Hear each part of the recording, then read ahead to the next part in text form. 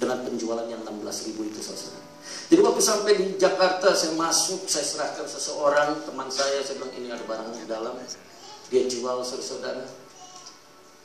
Nah waktu dia jual, saya tunggu uang tentunya ya. 1 hari saya telepon, bagaimana? Ya sudah kejual, nanti saya ketemu di sana, di sini. Rupa-rupanya dia tipsannya, saudara, tipu sana sini. Nah saya tunggu 2 hari nggak datang itu uang, 3 hari, wah saya mesti bayar hotel apa semua, saya pusing di situ. Dan hari yang ketiga, saudara-saudara, saya dapat telepon dari Belanda ke Indonesia. Waktu saya di Jakarta, saya dapat telepon dari Belanda. Dikatakan begini, Pak Teddy, profesor tidak bisa datang. Wah, saya pikir barang-barang sudah ada di Jakarta. Benar?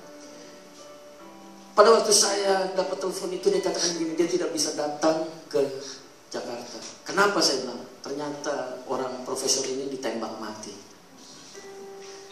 Jadi rencana tuh buyar sama sekali, saudara-saudara.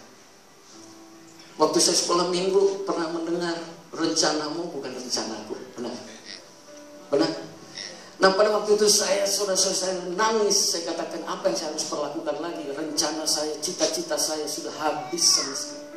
Dan pada waktu itu ada satu suara katakan begini, engkau telah menghancurkan umatku. Saya kaget, saudara-saudara. Saya lihat lagi kiri kanan gak ada orang di dalam hotel itu. Dikatakan kau telah menghancurkan umatku. Saudara-saudara, pada waktu itu saya baju lutut. Saya bilang, Tuhan ampuni saya. Saya pulang, saya tidak memikirkan apakah duit itu bisa didapatkan atau tidak. Saya bilang saya hanya pulang ke Belanda. Sampai pulang di Belanda, saudara-saudara, karena istri saya juga tidak mengetahui apa yang saya perbuat, saudara-saudara. Saya tukang ngibul, membohong. Saya selalu membohongi istri saya. Bayangkan dari tahun 85 sampai tahun 96, terus saya membohongi istri saya. Dengan kelakuan saya, dengan perkataan saya selalu menyakiti dia, saudara-saudara. Waktu saya pulang, saya katakan, Mam, maaf. Saya bilang, saya pulang tidak bawa apa-apa. Saya bilang, dia katakan, emang mesti bawa apa lagi? Dia bilang begitu, asal jangan bawa perkara. Memang yang saya bawa, saudara, betulnya perkara ya, saudara-saudara. Karena udah gak ada uang lagi, saudara-saudara. Akhirnya saya pulang ke rumah.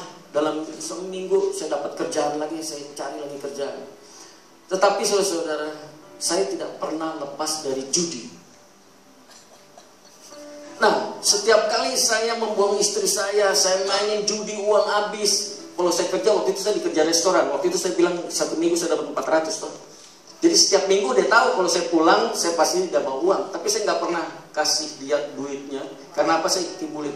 Wah, bosnya belum pulang dari Belgia. Bosnya belum pulang dari Prancis. Lo uangnya di mana? Ya belum dikasih. Katanya udah dimasukin di kasino, saudara-saudara. Saya tabungannya sebanyak di sana. Setiap kali saya ngibulin dia. Terus saya berpikir juga benar. Pada waktu saya 16.000 butir yang saya bawa kepada orang itu saya kasih, saya nggak pernah terima uang itu karena saya menabur bohong. Apa yang kau tabur, engkau akan menuai. Benar. Dan waktu kebohongan itu, saudara-saudara, sampai menghantui saya. Saudara-saudara, kalau benar-benar saudara-saudara membohong kepada istri saudara, itu terlalu menghantui saudara. Karena apa? Karena setan udah ngikat saudara dan saya. Amin. Saya perasaan saya terus di situ. Akhirnya saudara-saudara, saya singkat cerita, mungkin bisa kesaksian bagaimana kamu bisa mengasihi saya. Begitu saya membohong kepada dia, apa yang saya lakukan, judi, mabuk, drugs, ada satu lagi, kuntilanawati. Ada di sana. Tapi dari itu dahsyat, Tuhan saya dahsyat. Tuhan tidak pernah melihat apa yang saudara lakukan, apa yang aku lakukan. Dia tidak pernah memandang saya, apa yang saya lakukan. Tetapi kasihnya begitu besar. Saya minta kesaksian bagaimana dia bisa mengasihi saya. Shalom, puji. Shalom. Ya, memang itulah kejadian yang sebenarnya. Tidak sampai di situ saja disakiti Bapak Ibu. Tadi dia bilang sudah ada kuntilanawati lagi satu. Jadi lebih parah lagi. Tapi semua ini karena anugerah Tuhan. Kami sama-sama mau berkata, Tuhan, kami mau bertobat. Kami tidak mau hidup seperti ini, terus dihantui. Tidak ada damai sejahtera di dalam keluarga. Rumah tangga selalu cekcok, selalu gitu. Anak-anak lari. Tapi Tuhan katakan seperti tadi yang dinyanyikan Ibu, di bumi seperti di surga. Saya bilang saya mau family saya, keluarga saya merasakan itu, bahwa di dalam di bumi ini harus seperti di surga. Satu-satunya jalan bertobat. Kami mau bertobat karena Tuhan katakan, Tuhan bilang, aku tidak pernah melihat dosa-dosamu yang dahulu, tetapi bertobatlah, jangan melakukannya lagi. Amin. Itu semuanya itu karena anugerahnya Tuhan. Saya bisa ada di sini karena anugerahnya. Amin, Bapak Ibu. Saudara-saudara, puji Tuhan, berikan kemuliaan kepada Tuhan. Seperti ini adalah Tuhan. Saudara-saudara, pada waktu saya dikasih, saya mengingat firman Tuhan ayat Yohanes 13 ayat 34. Mari kita baca, saudara-saudara.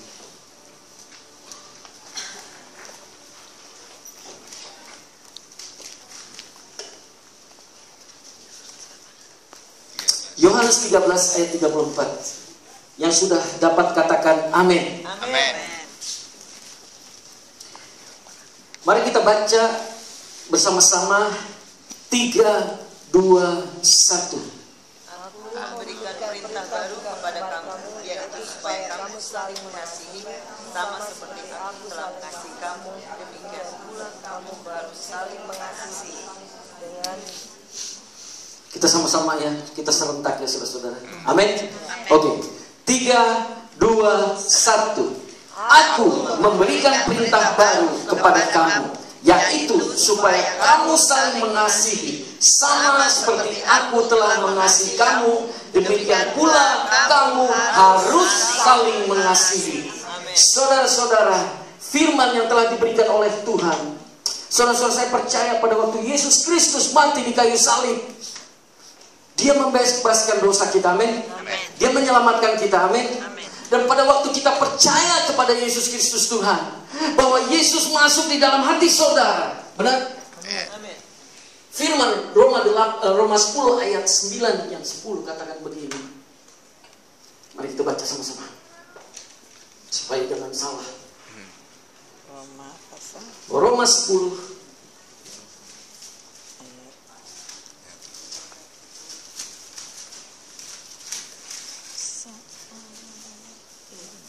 ayat yang 9 dan 10.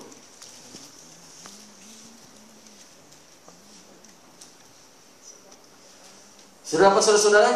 Amin. 3, 2, 1.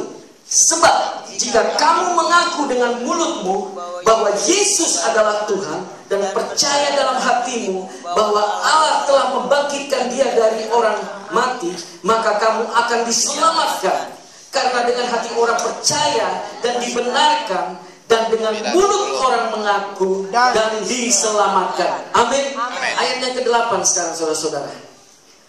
Tetapi apa katanya ini? Firman itu dekat kepadamu, yakni di dalam mulutmu dan di dalam hatimu. Di Yohanes dikatakan pada waktu saudara dan saya menerima Tuhan Yesus Kristus, Dia masuk dalam hati saudara.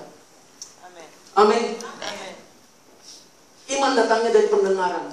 Pendengaran ialah firman Tuhan. Amin. Pada waktu saudara menerima ini, mengatakan Roma 10 ayat 9 dan 10. Dan yang ke-8 dikatakan firman tidak jauh dari mulutmu, ada di dalam hatimu. Berarti Yohanes 1 ayat 14 katakan firman yang menjelma menjadi manusia ialah Yesus. Yesus yang saudara terima, yang ada di dalam hati saudara. Berarti kasih Yesus ada di dalam saudara, kuasa Yesus ada di dalam hati saudara. Amin. Berikan kemuliaan kepada Tuhan saudara. Karena saya percaya tanpa kasih Yesus, istri saya tidak bisa mengasihi saya. Tanpa kasih Yesus, dia tidak bisa mengasihi saya. Dia tidak bisa melupakan, tetapi dia bisa menghapuskan segala sakit hati dia. Kalau dia tetap masih sakit hati, saya percaya bahwa saya tidak akan diangkat sama Tuhan menjadi gembala. Yes. Karena pemulihan yang kita jalani, kuasa yang diberikan oleh Tuhan untuk melakukan pemulihan ini, untuk saling mengasihi, di situ kuasa Tuhan bekerja. Saudara-saudara, Yohanes 13:34 katakan begini, aku telah mengasihi kamu supaya kamu harus mengasihi. That is power. Itu kuasa Tuhan. Itu tidak main-main, saudara-saudara. Saudara-saudara bisa lihat, pada waktu saudara keluarkan kasih itu bersama Tuhan, dan akan terjadi satu mujizat di dalam kehidupan saudara. Saya katakan tadi, bagaimana kehidupan saya dari tukang penjualan cucur, dari tukang kondektur, Tuhan angkat sebagai gembala. Saudara-saudara, ini tidak ada di pikiran saya, tidak ada di hati saya pada waktu itu. Tetapi Tuhan mengangkat terus. Saudara Polos, Tuhan sudah mengangkat saudara. Tidak ada satu orang yang dapat menjatuhkan saudara. Karena kasih kuasanya saudara-saudara, itu yang membangkitkan kita. Dan saya percaya ada kasih di dalam hidup saudara, hati saudara. Jangan pikir saudara-saudara kita orang Kristen diam-diam, oh iya sabar. No way. Tapi kuasa itu mesti dinyatakan, kuasa itu dikasih lihat, terang yang ada di dalam hati saudara harus dipancarkan. Satu-satunya jalan harus mengasihi. Firman Tuhan katakan, kasihilah musuhmu.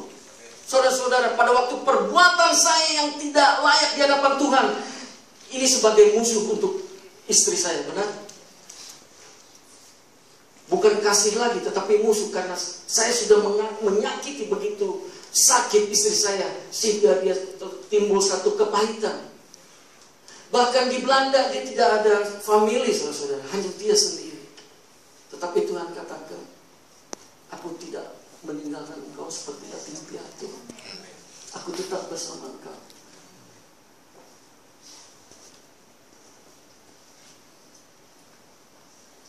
Karena kasih anugerah Tuhan saya berada di sini juga. Karena kekuatannya dia. Waktu saya masuk di Jakarta, kita langsung ke Pekalongan, ke Solo, ke Jogja. Saya melihat begitu kuasa Tuhan diperlihatkan bagaimana. Dan saya percaya pagi hari ini Tuhan mengenal hati saudara. Tuhan mengenal rindu saudara. Tuhan mengetahui harapan saudara. Tuhan mengetahui masalah saudara. Sampai sekarang saya masih ada masalah, tapi saya katakan, Tuhan, bersamamu aku akan melewati.